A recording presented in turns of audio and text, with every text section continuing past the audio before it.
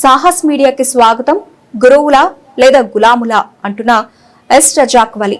గురువుల గులాముల అని అంటున్న ఎస్ రజాక్ వలి ప్రైవేట్ టీచర్స్ ని చదువు చెప్పడానికి తీసుకుని వారితో వెట్టి చాకరీ చేపిస్తున్నటువంటి కార్పొరేట్ విద్యా సంస్థలపై చర్యలు తీసుకోండి అని సీఎం చంద్రబాబు నాయుడుకి పత్రికా వేదికగా కోరిన రజాక్ వలి. కార్పొరేట్ విద్యా సంస్థలు టీచర్స్ ని పాంప్లెంట్స్ ఇచ్చి వీధి వీధి తిప్పి వారిని ఉపాధ్యాయులుగా కాకుండా చూడడం చాలా ఘోరాతి ఘోరమని ఎస్ రజాక్ వలి తన బాధను వ్యక్తం చేశారు. అయితే వీరిపై చర్యలు తీసుకుని విద్యార్థులకు భావితరాల భవిష్యత్తును తయారు చేసేటటువంటి ఉపాధ్యాయులకు వారి గౌరవాన్ని పెంచాలని, వారి గౌరవాన్ని నిలపాలని సీఎం చంద్రబాబు నాయుడిని, అలాగే డిప్యూటీ సీఎం పవన్ కళ్యాణ్ ని, అదేవిధంగా విద్యాశాఖ మంత్రి నారా లోకేష్ ని కూడా కోరడం జరిగింది.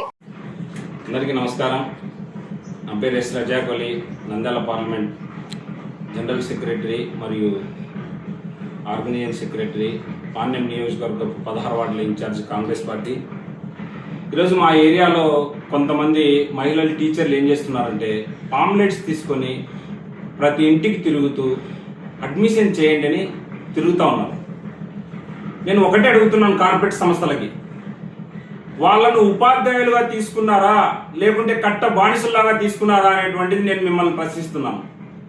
ఒక ఉపాధ్యాయుడు స్కూల్లో ఉండి వచ్చినటువంటి విద్యార్థిని మంచి భవిష్యత్తు సైడ్ పోనివ్వకుండా, మంచి భవిష్యత్తు కోసం దేశ భవిష్యత్తుకు విద్యార్థుల్ని ఒక మంచి స్థాయిలో పోనీయకోకుండా టీచర్లను రోడ్డు మీద తిప్పుతూ ఒక కట్టు బానిసల్లాగా చేస్తున్నటువంటి కార్పొరేట్ సంస్థల్ని ప్రభుత్వం ఎందుకు నిందించలేకుంటుంది?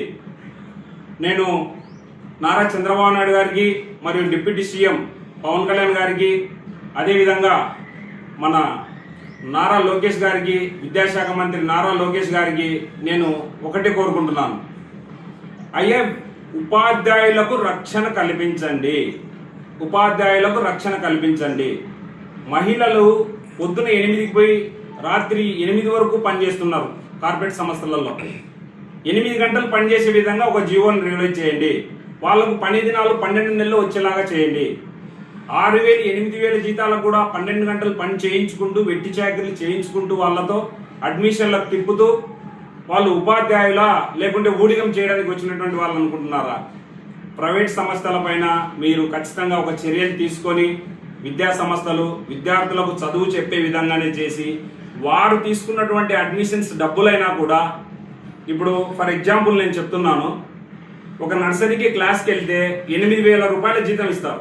అంటే సంవత్సరానికి 96,000 రూపాయలు జీతం అవుతుంది.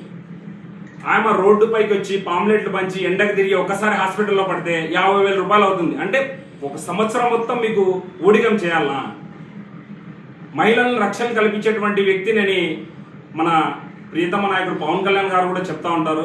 వారికి ఒకటే విన్నపం, నేను మహిళలు టీచర్లు ఎక్కువ మహిళలే ఉన్నారు, దయచేసి వాళ్ళని దృష్టిలో పెట్టుకొని మీరు ఆ యొక్క అడ్మిషన్స్ టార్చర్ని తగ్గించి విద్యార్థులకు మంచి భవిష్యత్తుని ఎలా ఇవ్వాలి. ఇప్పుడు మా గురువు ఉన్నారు, మా గురువు గతంలో నాకు టీచింగ్ చెప్పినటువంటి గురువు గతంలో 15,000 పనిచేసేవాడు. ఈ రోజు కూడా 21,000 రూపాయలకి పనిచేస్తున్నాడు ఆయన.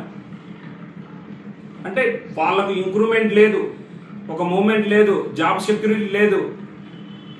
ఇలా ఎందుకు? అందుకు సపరేట్గా కార్పొరేట్ సంస్థల్ని మీరు దానిపైన కావాలంటే డిఓల్ని ఎంఈఓల్ని ఏం జరుగుతుందని తెలుసుకొని ఒక జీవో ఇచ్చి ఉపాధ్యాయుల్ని రక్షించి దేశ భవిష్యత్తును తయారు చేసేటువంటి విద్యార్థులకు మంచి జీవితాన్ని ఇప్పించేలాగా కోరాలని కోరుకుంటున్నాను.